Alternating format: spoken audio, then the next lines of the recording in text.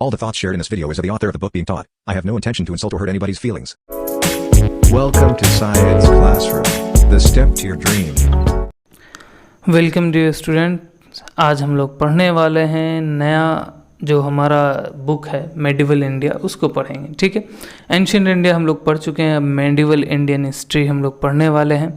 इसमें सबसे पहला चैप्टर है वो है इंडिया एंड द वर्ल्ड। ठीक है, इस चैप्टर में हम लोगों को पढ़ना है मेडिवल हिस्ट्री ऑफ यूरोप, है ना, मतलब ब्रीफ में जानना है। ठीक है, इसके अलावा ग्रोथ ऑफ फ्यूडलिज्म, उसके क्या क्या किस तरीके से वो राइज किया, क्या क्या कैरेक्टर्स थे। ठीक है, साथ में medieval history of Arab world, है ना, इस टाइम पे अरब वर्ल्ड में क्या क्या चेंजेस आए, क्या क्या इवेंट्स हुए। साथ में अफ्रीकन, है ना, जो रीजन है वहाँ पे क्या क्या चेंजेस आए, इवेंट्स हुए। ठीक है, और सबसे एंड में हम लोग पढ़ेंगे ईस्ट और साउथ ईस्ट एशिया जो रीजन है वहाँ पे मेडिवल टाइम में, मेडिवल फेज़ में क्या क्या इवेंट्स हुए हैं। ठीक है, हम लोग उसको पढ़ेंगे और साथ में उसको इंडिया में इस टाइम पे होने वाले इवेंट्स से रिलेट करेंगे। ठीक है, तो चलिए हम लोग अपना पहला टॉपिक स्टार्ट करते हैं, वो है समझ लीजिए मेडिवल हिस्ट्री ऑफ यूरोप। हुआ क्या ना कि 575 एडी आते आते तक जो रोमन एम्पायर था वो दो टुकड़े में टूट जाता है, ईस्टर्न एंड वेस्टर्न पार्ट में। ठीक है, वेस्टर्न पार्ट का जो कैपिटल है वो पुराना कैपिटल रोम ही रहता है, और फिर देखते हैं कि हम लोग रशिया और जर्मनी के रीजन से, है ना, स्लेव्स और जो जर्मनिक ट्राइब्समैन है वो आते हैं।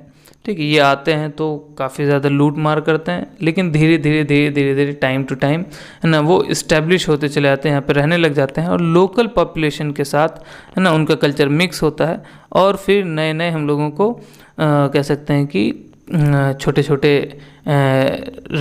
रीजन्स देखने को मिलते हैं, जो कि आगे चल के जो अभी के मॉडर्न यूरोपियन नेशंस हैं वो बनते हैं। ठीक है, तो जो ईस्टर्न पार्ट था ना उसका कैपिटल था कॉन्स्टेंटिनोपल। ठीक है, इसमें क्या आता था, अभी का जो ईस्टर्न यूरोप है वो रीजन, साथ में टर्की, सीरिया, नॉर्थ अफ्रीका। ठीक है, ये सारा रीजन उस टाइम के ईस्टर्न पार्ट में, है ना, जो ईस्टर्न रोमन एम्पायर था उसके अंडर, उसके कंट्रोल में था। और ईस्टर्न रोमन एम्पायर को हम लोग बाइजेंटीन एम्पायर भी कहते हैं। ठीक है, याद रखिएगा।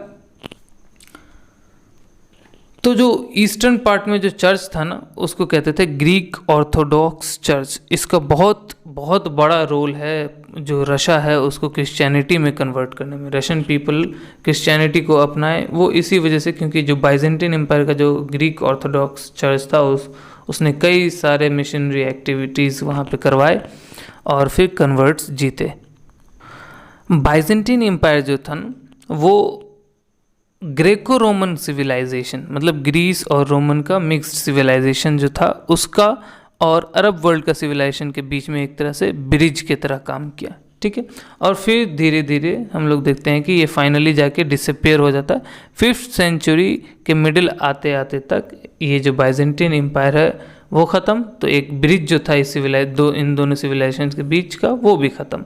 क्यों? क्योंकि कॉन्स्टेंटिनोपल जो है उसको जीत लेते हैं तुर्क्स, है ना। ऑटोमन का हम लोग आगे चल के पढ़ेंगे, ऑटोमन एम्पायर उसको जीत लेता है। ठीक है, फिर हम लोग देखते हैं कि कई सारे सेंचुरी, ये तो हुआ ईस्ट की बात, जो ईस्टर्न पार्ट की बात थी। अब वेस्टर्न पार्ट की बात करते हैं। वेस्टर्न पार्ट में हम लोग देखते हैं कि कई सारे सेंचुरीज तक जो यहाँ पे सिटीज़ थे वो धीरे धीरे डिसअपियर कर जाते हैं, और जो फॉरेन और इनलैंड ट्रेड थे वो, है ना, सेटबैक हो जाते हैं। कहने का मतलब वो डिक्लाइन करते चले जाते हैं इन वेस्टर्न रोमन एम्पायर में, और इसी पीरियड को हिस्टोरियंस कहते हैं द डार्क एज। ये वेस्टर्न पार्ट की बात है। ठीक है, फिर हम लोग देखते हैं डार्क एज ख़त्म होता है, और 10वीं शताब्दी के आगे, है ना, 10th सेंचुरी के आगे हम लोगों को ट्रेड और सिटी लाइफ दोबारा से रिवाइव होते देखने को मिलता है। ठीक है, जो 12th सेंचुरी और 14th सेंचुरी है इसके बीच में जो वेस्टर्न यूरोप है ना वो अपने प्रोस्पेरिटी में हाईएस्ट लेवल अचीव करता है, मतलब काफ़ी ज़्यादा उन्नत हो जाता है।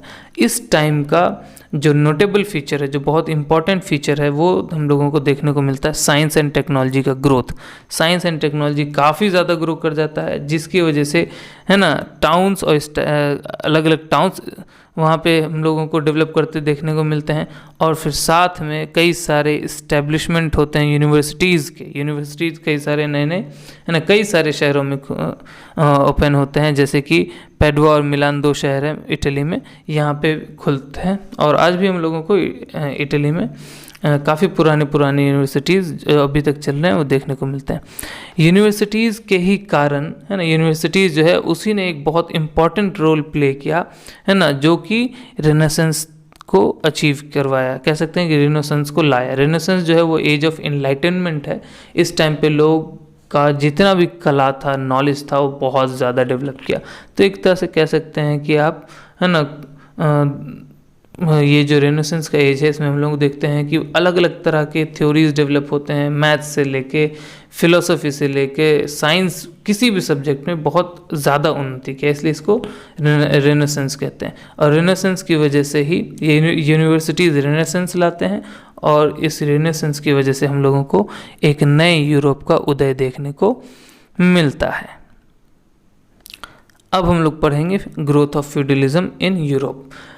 वेस्टर्न यूरोप में हम लोगों को एक नया एडमिनिस्ट्रेटिव सिस्टम देखने को मिलता है जिसको फ्यूडलिज्म नाम दिया जाता है। ठीक है, फ्यूडलिज्म जो है वो एक लैटिन वर्ड फ्यूडम, उससे डिराइव किया गया है, जिसका मतलब इंग्लिश में फीफ होता है। फीफ मतलब वो रीजन जो किसी एक आदमी के द्वारा रूल किया जाए। ठीक है, जैसे कि चीफ है ना, चीफ के द्वारा जो रीजन रूल किया जाएगा वो कहलाएगा फीफ। ठीक, हम लोग देखते हैं तो ये जो एडमिनिस्ट्रेटिव सिस्टम है फ्यूडलिज्म का, इसमें देखते हैं कि छोटे छोटे चीफ्स बहुत सारे होते हैं ना, उनका एक रीजन तय होता है, उसमें वो रूल करते हैं, और उन्हीं में से जो पावरफुल चीफ होता है वो किंग बनता है। ठीक, तो किंग अपने पोजीशन को मेंटेन रखने के लिए, अपने पावर को मेंटेन रखने के लिए क्या करता है, धीरे धीरे इस सिस्टम को मोनार्की में बदलता चला जाता है। तो मोनार्की अपने है ना में बदलने के बाद अपने मोनार्की को और स्ट्रॉन्गर करने के लिए क्या करेगा, ऑब्वियसली कुछ मेथड्स अपनाएगा ताकि जो चीफ्स हैं इनके पावर को लिमिट कर दिया जाए ताकि वो हमको चैलेंज ना करें। ठीक है, इसमें से एक मेथड ये है कि जितने भी चीफ्स हैं उनको एक कसम खिलाया जाए है ना, कि वो लॉयल रहेंगे अपने राजा के लिए और एक वेसल की तरह काम करेंगे। वेसल मतलब वसल हो गया जो उनके अधीन होंगे। ठीक है, तो उनको ओथ खिला करके, ओथ दिला करके अपने राजा अपने अधीन रखे ताकि वो स्ट्रांग रहे और कोई भी चीफ जो है वो बगावत पे ना उतरे। ठीक, तो जितने भी चीफ्स थे जो उनके अंदर जितना भी लैंड आता था उसको कहा जाता था फीफ्स। ठीक है, इसलिए हम लोग देखते हैं कि इस प्रकार ये जो सिस्टम है, इस सिस्टम में गवर्नमेंट एक्चुअली में डोमिनेट किसके द्वारा किया जा रहा है, तो लैंडेड एरिस्टोक्रेसी के द्वारा। और ये एक हेरिडिटरी है ना, कह सकते हैं कि सिस्टम था। इसमें अगर बाप मुख्य मतलब चीफ रहा तो बाप के बाद बेटा चीफ बनेगा। ठीक है, तो हेरिडिटरी सिस्टम था। यूरोप में जो ये फ्यूडलिज्म आया, इसके 2 है ना और इम्पॉर्टेंट फीचर्स थे। एक था सिस्टम ऑफ सर्फडम और एक था सिस्टम ऑफ मिलिट्री ऑर्गेनाइजेशन। ठीक है, सर्फडम में क्या होता है कि सर्फडम में हम लोग देखते हैं कि एक सर्फ है, और सर्फ जो होता है वो एक जनरली एक किसान रहता है जो कि अपना है ना प्रोफेशन, अपना काम नहीं बदल सकता था, एक जगह से दूसरी जगह माइग्रेट कर नहीं सकता था, साथ में शादी तक नहीं कर सकता था जब तक कि है ना उसके लॉर्ड का, उसके मास्टर का परमिशन ना हो। तो लॉर्ड और मास्टर के परमिशन के बिना वो शादी या किसी भी तरह का काम नहीं कर सकता था। ठीक है, सर्फडम के अंदर सर्फ्स ऐसा क्या करते थे। अब ये जो सिस्टम ऑफ सर्फडम है इसके साथ एक और सिस्टम जुड़ा हुआ था, वो था सिस्टम ऑफ मैनर। मैनर कहते हैं जनरली उस जगह को, उस घर को, उस महल को जहाँ लॉर्ड रहता था। अब वो जगह जहाँ लॉर्ड रहता था उसके साथ ज़मीन भी होती थी जिस पे उसको खेती करना होता था। तो लॉर्ड जो है अपने सर्फ से खेती करवाता था, और सर्फ्स के का जो टाइम था वो ना वो बंट जाता था। कुछ टाइम वो अपने ही फील्ड पे खेती क्या करता था और कुछ टाइम वो अपने मास्टर के फील्ड पे खेती क्या करता था। ठीक है, ये हुआ सर्फडम का सिस्टम ऑफ मैनर। इसमें इस तरीके से काम होना था। अब ऐसा क्यों होता था, क्योंकि जितनी भी ज़मीन थी ना वो सारी ज़मीन जो है लॉर्ड की थी। ठीक, वर्चुअली लॉर्ड कह सकते हैं कि फॉर्मली लॉर्ड की ही थी, और वहाँ पे जो भी सर्फ्स खेती कर रहे हैं तो वो क्या करते थे, लॉर्ड्स को कैश में या किसी और तरीके से पे किया करते थे, मतलब अपना सर्विसेज देकर ये कैश में पे किया करते थे। ठीक है, लॉर्ड का काम ये तो था ही कि वो ज़मीन का ध्यान रखे, उससे टैक्सेस वसूले, रेवेन्यूज़ ले, साथ साथ लॉर्ड को लॉ और ऑर्डर भी मेंटेन करना होता था। ठीक, ये तो हुआ यूरोपियन सिस्टम ऑफ फ्यूडलिज्म, है ना। इंडिया में ऐसा कोई सिस्टम था नहीं, लेकिन कह सकते हैं कि जो लोकल लैंडेड एलिमेंट्स थे जिनको सामंत कहा जाता था, है ना, वो ठीक ऐसा ही कुछ, है ना, जो फ्यूडल लॉर्ड्स हैं उन्हीं की तरह, है ना, पावर एक्सरसाइज करते थे। और जो पेजेंट्री यहाँ थी, है ना, जो किसान यहाँ थे, वो इन पे डिपेंडेंट हुआ करते थे। ठीक है, लेकिन ऐसा कोई सिस्टम, है ना, सर्वडम का या मैनर का इंडिया में नहीं था। ठीक, कई सारे वेस्टर्न यूरोपियन कंट्रीज़ में हम लोग देखते हैं कि जो मैनर सिस्टम है ना बच्चा, ये मैनर सिस्टम 14th सेंचुरी के बाद ख़त्म हो जाता है। तो एक सिस्टम हो गया सर्वडम का, और दूसरा सिस्टम अब हम लोग पढ़ेंगे सिस्टम ऑफ ऑर्गेनाइजेशन या मिलिट्री ऑर्गेनाइजेशन। ठीक है, इसमें हम लोग देखते हैं कि एक स्पेशल, है ना, आर्मर्ड फोर्स है जिसको आर्मर्ड नाइट कहते थे, है ना, जिनके आगे हम लोग देखते हैं कई सारे मूवीज़ में कि आगे सर लगाता है, जैसे सर, है ना, मान लीजिए सर क्रिस्टोफर कोलंबस, तो वो एक नाइट हुआ करता था, उसके पास वो फुल आर्मर्ड, है ना, कह सकते हैं कि सिपाही हुआ करता था, उसके पास तलवार और अलग तरह के हथियार होते थे, और वो घोड़े पे रहता था। ठीक, अब ये बात है कि आखिर यूरोपियन कंट्रीज़ जो कि बहुत पहले से रोमन के टाइम पे, है ना, जो रोमन साम्राज्य था उसमें जो फौज का चीफ विंग हुआ करता था, जो मुख्य भाग हुआ करता था, वो होता था हैवी या लाइट कैवलरी। ठीक है, हैवी कैवलरी और लाइट कैवलरी, मतलब जो इन्फेंट्री, आई एम सॉरी, यहाँ पे कैवलरी लिख दिया गया है, तो ये एक्चुअली में इन्फेंट्री, इसको इग्नोर कर दीजिए। ठीक है, तो रोमन टाइम्स में जो ये जो चीफ विंग्स होते थे आर्मी के, वो होते थे इन्फेंट्री। अब हम लोग यहाँ पे देख रहे हैं कि इस टाइम पे रोमन साम्राज्य के बाद जो आर्मर्ड नाइट है वो एक कैरेक्टरिस्टिक पार्ट हो गया है फ्यूडलिज्म का। मतलब अब कैवेलरी वारफेयर यहाँ पे आ गया है ना। तो कैवेलरी जो वारफेयर है वो इसलिए आया क्योंकि हम लोग देखते हैं जैसे जैसे अरब्स का अराइवल होता जाता है इस रोमन लैंड्स पे, तो वो लोग, उनके पास बहुत सारे घोड़े हुआ करते थे और उनका मूवमेंट बहुत फास्ट हुआ करता था। तो जल्दी ही किसी जगह पे जाके एक लड़ाई करना, फिर वहाँ से आके दूसरी जगह लड़ाई कर लेना, तो बहुत फास्ट मूवमेंट होता था। इस कारणवश इन लोगों को भी अपने सिस्टम को इम्प्रूव करना पड़ा और कैवेलरी को अपने वॉरफेयर में लाना पड़ा। ठीक है, इस टाइप के गवर्नमेंट में हम लोग देखते हैं कि जो आर्मी होता है वो डिसेंट्रलाइज्ड होता है। कहने का मतलब जो आर्मी है वो किंग नहीं रखेगा, बल्कि अलग अलग फीफ होल्डर्स जो लॉर्ड्स हैं उनको बोल दिया जाता है, उनको फिक्स कर दिया जाता है कि इतना अमाउंट ऑफ कैवेलरी और इतना अमाउंट ऑफ इन्फेंट्री आप रखेंगे और जब ज़रूरत होगी राजा के लिए आप उसे देंगे। ठीक है, तो आर्मी जो है वो डिसेंट्रलाइज कर दिया गया है, राजा के ऊपर आर्मी का कोई लोड नहीं है। ठीक, अब कैवेलरी देखिए, कैवेलरी वारफेयर तब ज़्यादा फ़ायदेमंद होता है जब हम लोग ना कुछ इम्प्रूवमेंट लाएं पुराने कैवेलरी वारफेयर में। तो यहाँ पे क्या हुआ कि दो इम्पॉर्टेंट इन्वेंशंस होते हैं जिसकी वजह से कैवेलरी वारफेयर बहुत ज़्यादा ही प्रचलित होता है। एक है आयरन स्ट्रिप होना। स्ट्रिप समझ लीजिए कि जो घोड़े पे बैठने के लिए, है ना, बैलेंस कह सकते हैं कि बनाने के लिए बहुत ज़रूरी है, क्योंकि वो आपके फूट को होल्ड करेगा एक घोड़े पे। तो आयरन स्ट्रिप पहले क्या होता था, रस्सी वस्सी होता था तो वो बहुत ज़्यादा बैलेंस नहीं देता था। आयरन स्ट्रिप होने की वजह से अब जो राइडर्स होंगे वो तो कह सकते हैं कि फिक्स तो होगा ही, उनका पैर बैलेंस तो बनेगा ही, साथ में वो मूवमेंट भी कर पाएंगे थोड़ा बहुत घोड़े पे। ठीक है, तो इसकी वजह से क्या हुआ कि जो हेवीली आर्मर्ड पर्सन था वो आराम से एकदम घोड़े पे, है ना, मूवमेंट कर सकता था बिना ही गिरे हुए। तो ये तो हुआ पहला इन्वेंशन। दूसरा इन्वेंशन था एक बेटर हार्नेस, यहाँ पे इन्वेंट हुआ। हार्नेस जो कि लोड, एक घोड़े के ऊपर लोड कह सकते हैं कि करने का सामान होता है, या कहते हैं कि लोड को झेलने के लिए जो ना घोड़े के ऊपर लगा रहता है, जिसके ऊपर लोड रखा जाता है, सामान रखा जाता है, उसको हार्नेस कहते हैं।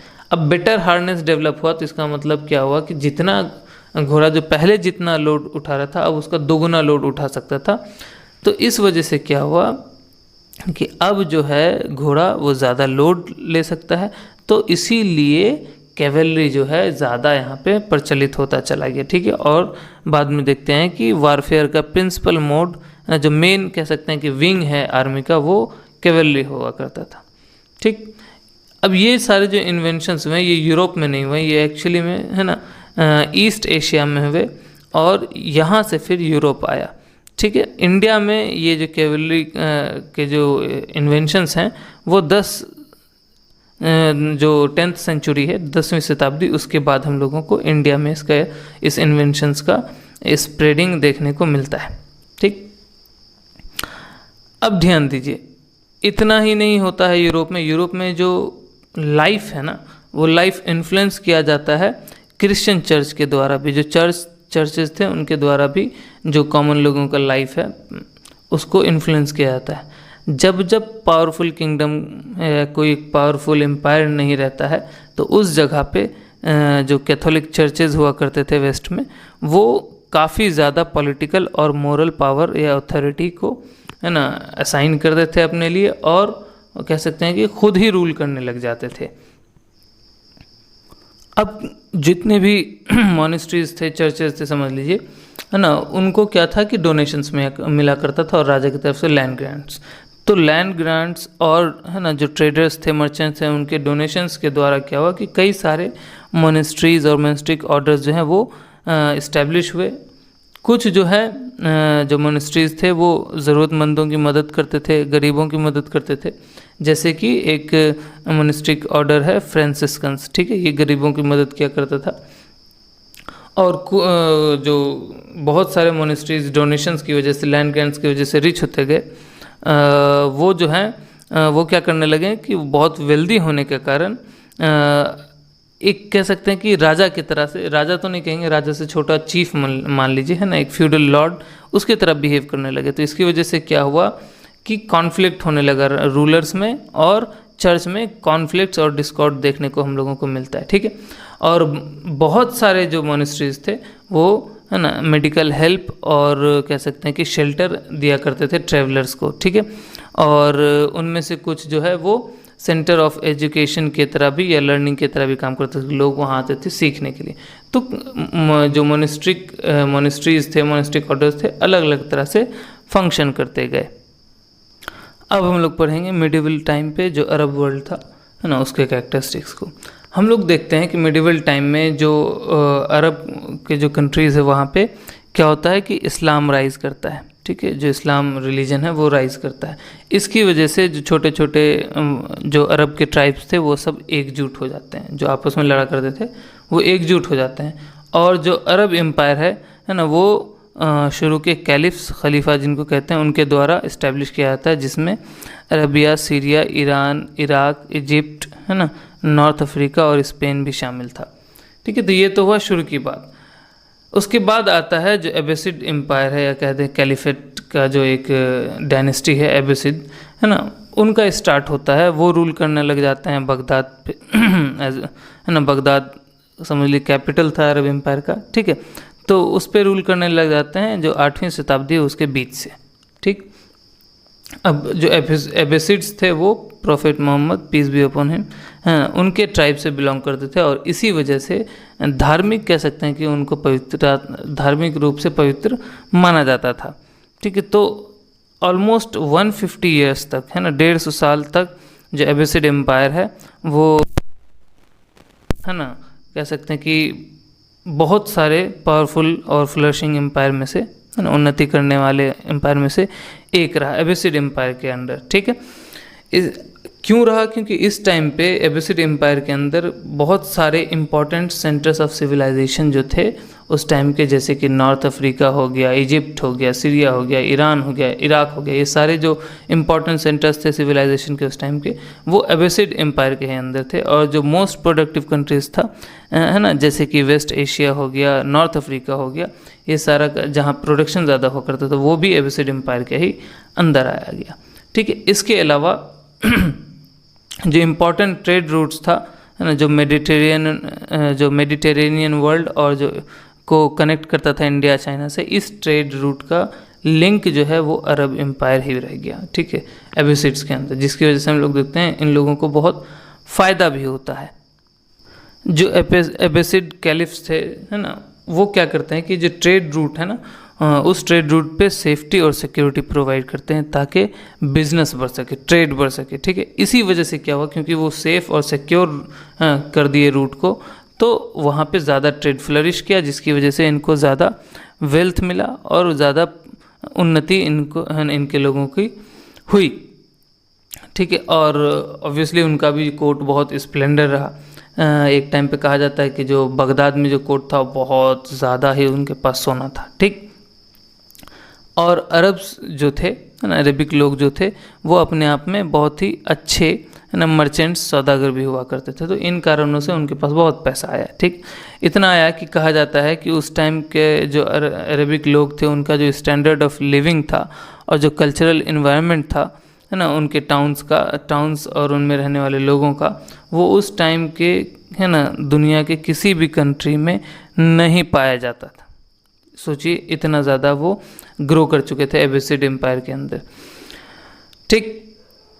तो जो एबेसिड एम्पायर के जो सबसे फेमस, है ना, कैलिफ्स थे, खलीफा थे इस पीरियड के, वो थे अल-मामून और हारून अल रशीद। ये दो जो कैलिफ्स थे बहुत इंपॉर्टेंट थे, ठीक है। उनके अंदर बहुत ज़्यादा ही जो एम्पायर था वो फ्लरिश किया, ठीक है। जो शुरू का टाइम था, है ना, उसमें जो अरब्स जो थे, उन्होंने क्या किया कि दुनिया के कई सारे जो पुराने सिविलाइजेशंस थे, उनके द्वारा जो एडमिनिस्ट्रेशन किया गया और जो, है ना, साइंस एंड टेक्नोलॉजी लगाया गया, वो सारा का सारा नॉलेज को उन्होंने एसिमुलेट कर दिया। तो ये सारा साइंटिफिक नॉलेज और जो एडमिनिस्ट्रेटिव स्किल्स था अलग अलग सिविलाइजेशन का, वो सब उन्होंने एसिमुलेट किया, तभी जाके वो फ्लरिश किया। सब में से अगर आप बेस्ट लीजिएगा तो आप भी बेस्ट बनिएगा, ठीक है।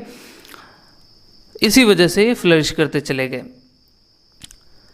इसके अलावा जो अरब्स थे इस टाइम पे, है ना, उनको किसी भी चीज़ का, इस बात का एकदम हेजिटेशन नहीं था कि वो सिर्फ, है ना, उनके कह सकते हैं कि एडमिनिस्ट्रेशन में या उनके किसी काम में, है ना, नॉन मुस्लिम्स भी इन्वॉल्व रहते थे, जैसे कि क्रिश्चियंस एंड जूज उस एरिया में ज़्यादा थे, तो वो लोग भी इनके एडमिनिस्ट्रेशन में काम किया करते थे। साथ में जो नॉन अरब्स थे, ऐसा भी नहीं था कि सिर्फ अरबिक लोग को ही काम मिलेगा, तो जो नॉन अरब्स थे जैसे कि ईरानियंस, उनका भी रोल था। तो अब यही देखिए कि ये सबको अगर, है ना, एक नज़र से नाप रहे हैं कि भाई आपके पास कला है तो आप आइए हमारे पास, तो इसकी वजह से क्या होगा कि जितने भी दुनिया में बेस्ट ब्रेन्स हैं वो हमारे पास आएगा। यही कर करके अमेरिका नंबर 1 बना है अभी। तो उस टाइम पे जो अरबिक एम्पायर्स थे ना, वो भी फ्लरिश करते गए, जैसे कि एबेसिड एम्पायर जो है बहुत फ्लरिश किया, ठीक है। जो कैलिफ अल-मामून है, उन्होंने क्या किया था कि हाउस ऑफ विजडम इस्टेब्लिश किया, जिसको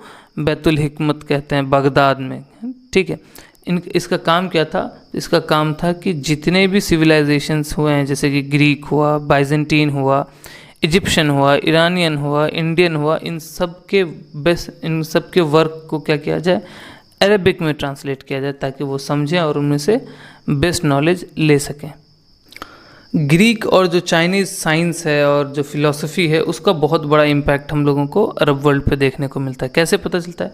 कई सारे जो चाइनीज़ इन्वेंशंस थे, ग्रीक इन्वेंशंस थे, उन सारे को सारे उन लोगों ने अपनाया, ठीक है। तो कई सारे चाइनीज़ इन्वेंशंस हैं, जैसे कि कंपास का इन्वेंशन, है ना, पेपर का टेक्नोलॉजी, प्रिंटिंग का टेक्नोलॉजी, गन पाउडर का टेक्नोलॉजी, और जो व्हील बैरो होता है, व्हील बैरो जो होता है जिसमें एक पहिया का आप देखे होंगे, मजदूर लोग जो उसमें सीमेंट, बालू, ये सब चीज़ लेके जा रहे होते हैं, ठेला टाइप से एक पहिया का, है ना, व्हील बैरो, वो भी जो है चाइना में ही डेवलप हुआ। चाइना से वो चीज़ अरब आया और अरब से यूरोपियन कंट्रीज़ में फैला। तो यूरोप में जो ये सारा का सारा टेक्नोलॉजी फैला चाइना की तरफ से, वो अरब्स के थ्रू फैला, ठीक है। अब ऐसा नहीं कि अरब का जो रिलेशन था वो सिर्फ और सिर्फ बाहरी कंट्रीज़, है ना, इंडिया के अलावा सबसे था, ऐसा नहीं। जब 8वीं शताब्दी में, है ना, हमारे सिंध को अरब ने जीत लिया, तो अब वो क्या हुआ, हमारे बॉर्डर पे आ गए। तो इसी वजह से अरब्स और जो इंडियंस थे उनके बीच में बहुत अच्छे, है ना, बहुत नज़दीकी कल्चरल रिलेशंस इस्टेब्लिश हो गए थे, ठीक है। इसका परिणाम बहुत सारा हुआ, लेकिन उनमें से कुछ कुछ हम लोग जो एंशियंट इंडिया है उसमें भी लास्ट चैप्टर हम लोग देखे थे, यहाँ भी थोड़ा बहुत जानेंगे। जैसे कि डेसिमल सिस्टम था जो कि इंडिया में 5th सेंचुरी में है ना डेवलप हुआ था डेसिमल सिस्टम, वो जो है अरब वर्ल्ड में पॉपुलराइज किया गया अल ख्वारिज़मी के द्वारा। ठीक है, ये इन्हीं के नाम पे एल्गोरिदम बनता है, पड़ा है। ठीक है, तो अल ख्वारिज़मी के द्वारा जो डेसिमल सिस्टम है वो अरब में फैला, और अरब से ये सिस्टम जो है एक मॉन्क थे एबेराल्ड, वो यूरोप तक लेके गए, और यूरोप में ये जो डेसिमल सिस्टम में जितने भी न्यूमरल्स यूज़ होते हैं उनको उन लोगों ने क्योंकि अरब से सीखा इसलिए उसको अरब न्यूमरल्स के नाम से जानते हैं। जबकि हम लोग है ना जो एंशिएंट इंडिया का लास्ट चैप्टर उसमें देखा है कि खुद अरब जो है इन सारे न्यूमरल्स को हिंसा न्यूमरल्स कहते थे, मतलब जो इंडियन से आया हुआ न्यूमरल्स है। ठीक है, कई सारे जो लिटरेरी वर्क्स हैं इंडिया के है ना वो ट्रांसलेट किए गए, जैसे कि कलीला व दिम्मा, जिसको जो समझ लीजिए कि हमारा पंचतंत्र है ना, उसको कलीला व दिम्मा कहते हैं है ना। ये इनको भी उन लोगों ने ट्रांसलेट करके सीखा और फिर यूरोप तक पहुंचा। तो यूरोप में जो एसोप्स फेबल्स हैं है ना, जो एक कह सकते हैं कहानी की सीरीज़ है, वो हमारे पंचतंत्र से ही इन्फ्लुएंस्ड है। ठीक है, इंडियन ट्रेडर्स और जो मर्चेंट्स थे वो ईरान इराक के मार्केट में जाके अपना सामान बेचते थे, वहाँ से लाके यहाँ बेचा करते थे। साथ में जो इंडियन फिजिशियंस हुआ करते थे और जो है ना बहुत अपने कला में निपुण हो, जैसे कि मास्टर क्राफ्ट्समैन, उन सबको है ना जो बगदाद में जो कैलिफ का कोर्ट था वो वहाँ आना जाना करते रहते थे। तो मतलब एक तरह से देख रहे हैं किस तरीके से वो best brain of the world को यूटिलाइज कर रहा था। 10वीं शताब्दी के शुरू से ही अरब जो है कह सकते हैं कि 10वीं शताब्दी की शुरुआत में ही अरब का कंट्रीब्यूशन जो है वो साइंस में इतना ज़्यादा हो गया कि वो जो है ना उस टाइम के है ना वर्ल्ड में साइंस के फील्ड में लीडर बन चुका था। सोचिए, दूसरी जगह से सीख के इतना सीख लिया कि अब वो मतलब उस दुनिया में जितने भी उस टाइम पे देश थे उन सब का लीडर साइंस के है ना फील्ड में वो हो गया। सोचिए कितना ज़्यादा सीखा उन लोगों ने। ठीक है, दुनिया का जो सबसे कह सकते हैं कि उस टाइम का जो बेस्ट लाइब्रेरीज थे ना, जिनमें बहुत सारी किताबें हों है ना, और जो कह सकते हैं कि लीडिंग साइंटिफिक लेबोरेटरीज थे, कह सकते हैं कि बहुत बड़े बड़े लेबोरेटरीज दुनिया का, वो सारा का सारा अरब में ही इस्टेब्लिश हुआ इसी पीरियड में। इसी वजह से उनका साइंस भी बहुत डेवलप हुआ। ठीक है, अब अरब का जो साइंस था वो एक्चुअली में इंटरनेशनल था। क्यों?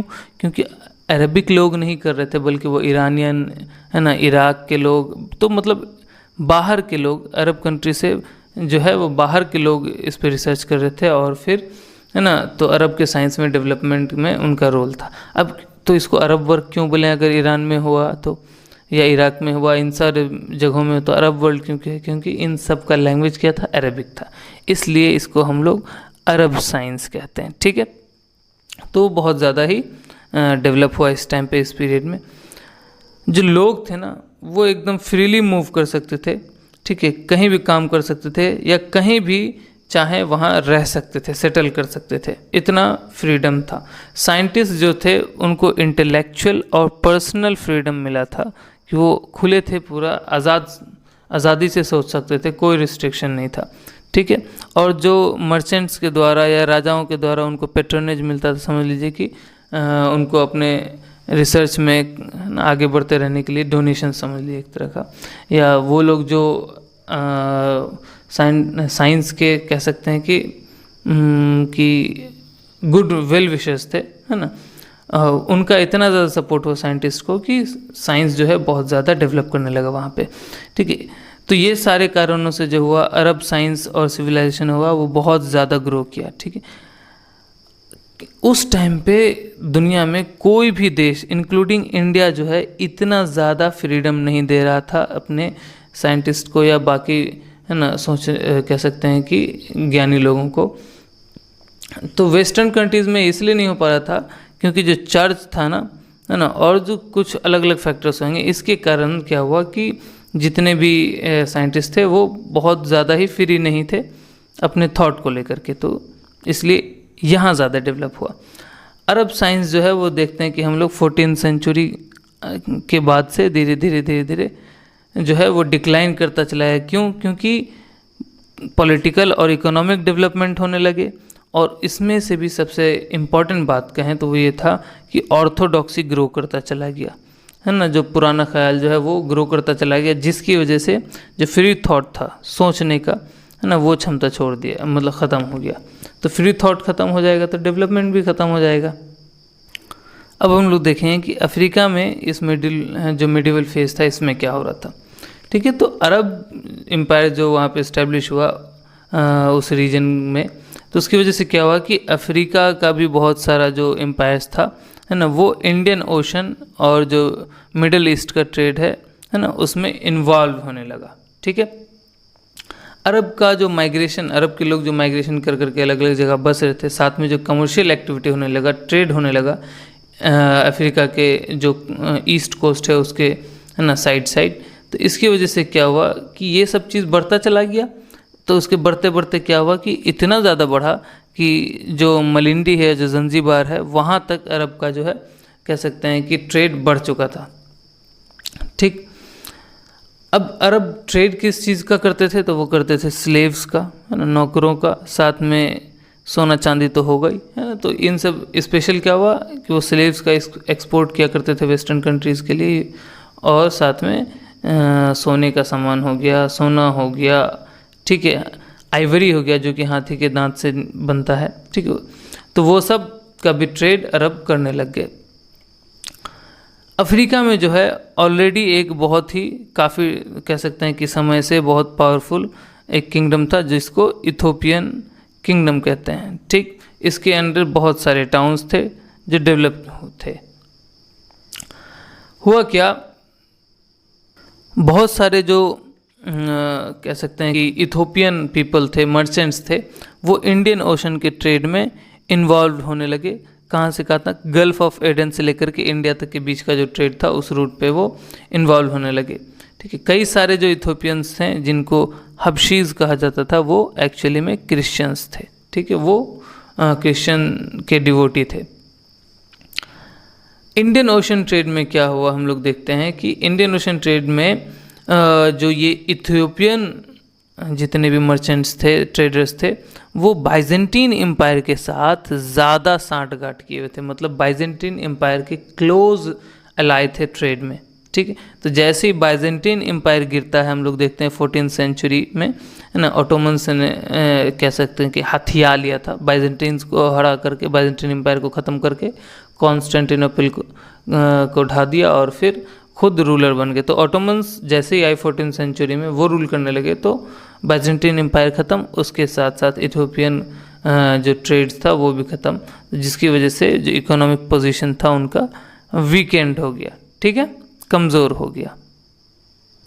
अब हम लोग पढ़ेंगे कि जो ईस्ट एशिया है और जो साउथ ईस्ट एशिया है वहाँ पे मेडिवल फेज़ में क्या क्या हो रहा था। ठीक है, तो चाइना का जो सोसाइटी और कल्चर था, है ना, वो 8th और 9th सेंचुरी में टियांग रूल के अंडर अपने हाइट पे पहुंच चुका था, अपने चरम पे पहुंच चुका था, बहुत बेहतरीन, है ना, डेवलपमेंट हो चुका था। ठीक है, इतना ज़्यादा कि जो टियांग रूल था वो जो एम्पायर था वो सेंट्रल एशिया में सिंकियांग तक, है ना, जिसमें कशगर भी आता, वहाँ, है ना, वहाँ तक उनका फैलाव था। अब इस रीजन से ही सिल्क रोड जाता था। तो कहने का मतलब जो सिल्क रोड पे ट्रेड था उसके वो, है ना, समझ लो कि कंट्रोलर बन गए, मतलब दबदबा हो गया उनका सिल्क रोड पे।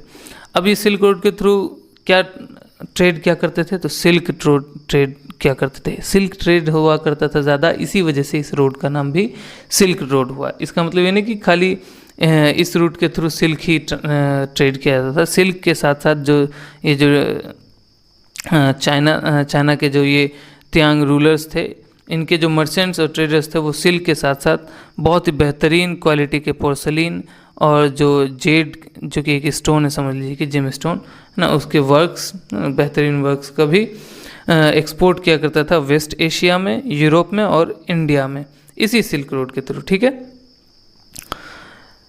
जो चाइना था, चाइना में जितने भी फॉरेन ट्रेडर्स थे वो एकदम वेलकम थे। कहने का मतलब वो आ जा सकते थे, बहुत ज़्यादा रोक टोक नहीं था। जैसे कि अरब्स हो गए, पर्शियंस हो गए, इंडियंस हो गए, ये समझ लीजिए एकदम खुल्लम खुल्ला ट्रेड करने के लिए वहाँ जाया करते थे। ठीक है, साउथ चाइना के रीजन में जाया करते थे समुद्र के द्वारा। ठीक है, इनमें से बहुत सारे अरब्स हो गए, पर्शियंस हो गए, इंडियंस हो गए, ये कैंटोन में सेटल भी हो गए। ठीक है, कैंटोन रीजन जो है वहाँ पे सेटल भी हो गए। तो इस तरीके से इनके अंदर ट्रेड डेवलप हुआ था। तो ट्यांग एम्पायर जो है वो फाइनली हम लोग देखते हैं कि 10th सेंचुरी में सूंग के द्वारा ये जो ट्यांग डायनेस्टी है ये रिप्लेस कर दिया गया। अब सूंग डायनेस्टी आ गया। सूंग डायनेस्टी जो है वो ऑलमोस्ट समझ लीजिए कि 100 साल तक चाइना पे रूल किया, और जैसे सूंग डायनेस्टी वीक होता चला गया उसकी वजह से मंगोल्स जो हैं उन्होंने चाइना को कनकर कर लिया, जीत लिया 13th सेंचुरी में। ठीक है, 13वीं शताब्दी में मंगोल्स का चाइना पे रूल स्टार्ट हो गया। मंगोल्स जो थे ना वो काफ़ी ज़्यादा डेथ एंड डिस्ट्रक्शन किए चाइना में। ठीक है, मतलब उनका मंगोल्स का यही रूल था कि भाई हम किसी भी मान लीजिए कि जगह पे हमला कर रहे हैं तो उसको इस तरीके से ख़त्म कर दो भाई कि आगे अगर हमारे खिलाफ रिबेल भी करे तो वो इतना कमज़ोर रहे कि रिबेलियन करने का या तो हिम्मत ही ना करे, या करे तो आराम से रिबेलियन को ख़त्म किया जा सके। ये मंगोल्स का टैक्टिक्स था कि भाई कहीं जाओ तो मुर्गा मुर्गी जानवर इंसान तो छोड़ दीजिए, इन सब को साफ कर दो, मतलब वो सिविलाइजेशन वो कल्चर ही ख़त्म कर दो। ठीक है, तो मंगोल ने इतना ज़्यादा डिस्ट्रक्शन चाइना में किया, लेकिन पहली बार मंगोल्स के ही अंडर जो नॉर्थ और साउथ चाइना था वो एक ही कंट्रोल में है ना आया पहली बार। ठीक है, कई है ना टाइम तक जो है वो मंगोल्स जो हैं उन्होंने तोंकिन जो कि नॉर्थ वियतनाम है और जो अन्नाम साउथ वियतनाम है इसको भी अपने अंडर अपने कंट्रोल में रखा। ठीक है, नॉर्थ में तो वो बहुत ज़्यादा फैल गए थे है ना, कोरिया तक पहुंच गए थे, कोरिया भी उनके अंडर था, इतना ज़्यादा वो कॉन्क्वेस्ट कर चुके थे, जीत चुके थे। इसलिए जो मंगोल्स हैं तो जो उनका जो एम्पायर था वो ईस्ट एशिया में है ना काफ़ी बड़ा था, कहा जाता है कि वो सबसे बड़ा जो था इस रीजन में जो है मंगोल का एम्पायर था। मार्को पोलो जो है जो कि एक वेनेशियन ट्रेवलर था, इटली से समझ लीजिए कि आया हुआ है ना, वो जो है ये चाइना के यही मंगोल के कोर्ट में आया था। किसके शासनकाल में? कुबलाई खान के शासनकाल में। कुबलाई खान जो है वो मंगोल रूलर्स जो है उनमें सबसे ज़्यादा फेमस था है ना, उसके कोर्ट में आया और वहाँ पे रह करके जो भी देखा उसका एक अकाउंट उसने लिख करके दिया कि उस टाइम पे कुबलाई खान के कोर्ट में क्या क्या हुआ करता था, लोग कैसे रहे थे, ये सारी चीज़ों के बारे में मार्को पोलो ने लिख के दिया। मार्को पोलो जो है सी के द्वारा इटली जाते वक्त मालाबार जो इंडिया में है वहाँ भी ठहरा था, वो भी जगह देखा था। ठीक है, ये तो हुआ, चलिए ईस्ट की बात कर ले किए। अब हम लोग बात करेंगे साउथ है ना, ईस्ट जो एशिया है वहाँ पे। साउथ ईस्ट एशिया में दो है ना कई ज़्यादा कह सकते हैं दो बहुत पावरफुल किंगडम्स इस्टेब्लिश था, एक था शैलेंद्र का, एक था कंबुजा। ये दो जो एम्पायर्स थे बहुत स्ट्रांग थे साउथ ईस्ट एशिया में। शैलेंद्र जो है वो सिरे विजय एम्पायर जो इंडोनेशिया में इस्टेब्लिश था ना, उसको 7वीं शताब्दी तक आते आते ख़त्म कर दिया शैलेंद्र एम्पायर, और 10वीं शताब्दी तक ऑलमोस्ट शैलेंद्र एम्पायर रूल किया इस रीजन पे। ठीक है, शैलेंद्र एम्पायर के जो कह लीजिए कि इसका जो सबसे पीक रहा होगा, जहाँ पे इनका सबसे बड़ा है ना एरिया इनके कंट्रोल में होगा, उस टाइम पे जो शैलेंद्र एम्पायर था उसके अंडर सुमत्रा आता था, जावा आता था, मलया पेनिनसुला आता था, और कुछ सियाम जो कि थाईलैंड का पार्ट है वो भी इनके कंट्रोल में आता था, यहाँ तक कि फिलीपींस भी इनके कंट्रोल में आता था। ठीक है, तो जो शैलेंद्र एम्पायर के रूलर्स थे ना उनके पास बहुत ही पावरफुल नेवी था, और इसी वजह से चाइना की तरफ होने वाले सी ट्रेड को वो डोमिनेट किया करते थे। याद होगा इस टाइम पे इंडिया में साउथ के रीजन में पल्लवाज थे। ठीक है, तो पल्लवाज के पास भी बहुत पावरफुल नेवी था, तो उनका भी ट्रेड बढ़िया था। और ऐसे भी हम लोग देखते हैं कि साउथ के रीजन का जो ट्रेड था और जो कल्चरल कॉन्टेक्स्ट था दूसरे कंट्री से ना काफ़ी करीब हम लोग को देखने को मिलता है। ठीक है, बहुत क्लोज रिलेशनशिप था साउथ इंडिया का। तो पल्लवाज क्योंकि साउथ इंडिया के रूलर्स थे और उनके पास पावरफुल नेवी भी था, तो अच्छा कांटेक्ट है ना, अच्छा कह सकते हैं कि कल्चरल कांटेक्ट इन कंट्रीज़ के साथ इंडिया का रहा था, स्पेशली पल्लवास का। तो जो शैलेंद्र एम्पायर था उसका जो कैपिटल था पेलम्बोंग, वो सुमत्रा में लोकेटेड है। ठीक है, और ये जो रीजन था पैलम्बोंग, ये संस्कृत और बुद्धिस्ट का एजुकेशनल सेंटर था, है ना, पढ़ने का संस्थान था। इन रीजन में ये जो कह सकते हैं कि शैलेंद्र एम्पायर का जो रीजन है, इस रीजन में रूलर्स जो थे वो काफ़ी बेहतरीन टेम्पल्स बनवाए। जैसे कि एक टेम्पल है बोरोबुदुर टेम्पल, जो कि लॉर्ड बुद्धा के लिए है, भगवान बुद्ध के लिए, उन्हीं के पूजन के लिए, उन्हीं को डेडिकेट करके ये मंदिर बनाया गया बोरोबुदुर वाला।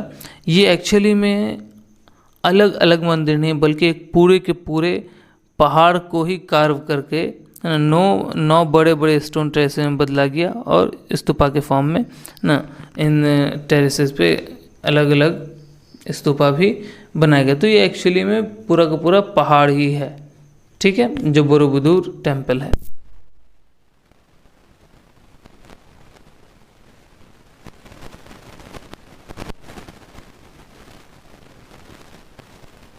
के मन में बस गया कि आज भी उनका जो कह सकते हैं कि फेवरेट थीम है, फेवरेट टॉपिक है, वो यही है, रामायण और महाभारत। तो इस अपने लिटरेचर में भी इसका इस्तेमाल करते हैं वो लोग, ठीक है।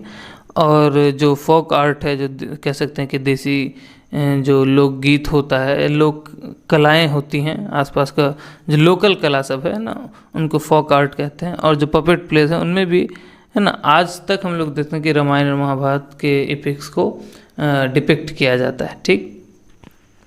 तो ये तो हुआ शैलेंद्र एम्पायर की बात। कंबोजा एम्पायर जो है वो कंबोडिया और अन्नाम, जो कि साउथ वियतनाम था, है ना, वहाँ तक फैला हुआ था। और जो फ्यूनान का जो किंगडम था, फ्यूनान एक हिंदू किंगडम था, उसको उसने कंबोजा किंगडम ने रिप्लेस किया था, ठीक है।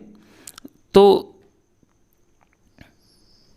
हम लोग देखते हैं कि जो कंबोजा एम्पायर है वो इस जगह पे 15वीं सेंचुरी तक रूल करता है।